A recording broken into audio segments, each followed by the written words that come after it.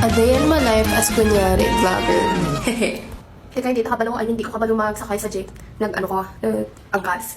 Kaya base, kung wala ako nag-angkas din kung ano palop sa mundo, makalabuot. Kaya guys, hindi nyo pagyambal nga ambisyosa ko. Pero actually, ang purpose man ta is dasit ko makapuli kasi Arga mas matinibi na.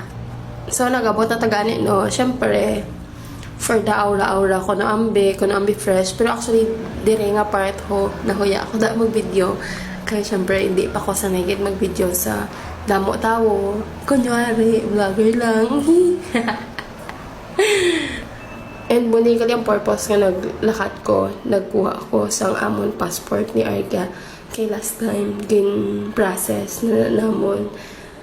Pero wala, kin-deliver sa balay, and ako pa yung nagkuha sa releasing. So, pagkaabot ko, pagkaabot ko, nagpa-print pa ko.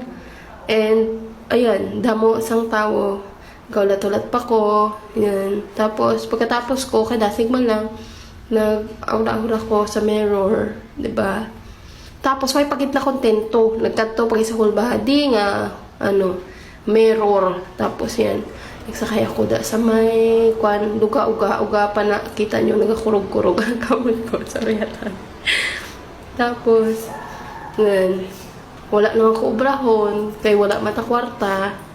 Siyempre, ang ubrahon, mapuli na, kay manang kwarta ta, inigpliti man lang. Tapos, sabi ko, maura-ura ko di anay, kaso wala si may cameraman. Siyempre, sariling sikap, di ba? Hindi pa na-afford yung mga cameraman, yung mga editor. Tapos, nag-book naman ko another, para magpuli na. Sinulat-ulat ko lang si Manong. Palibot-libot mo ako namin kalakat ni tatay. Yan. Tapos, nagibot ng rider ko, then pulit na. Diba? Ganun lang, guys. Tapos, yun, aura-aura. Nag-makeup ka pa, tapos kanto ko lang to. Tapos, yan, gaano na ako kay Goberting, na ako kay dumaulan na. Oh, alam mo na. Bisan kagutok, dasok. Ang tawa pala. Gusto ginakulbaan ako na kay Manong iya.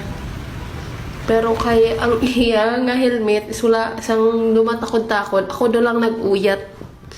So kadasig lang, syempre, kay motor, nasa Paso de Blas. And, hapuli na sa balay. The end of my vlog. Yay!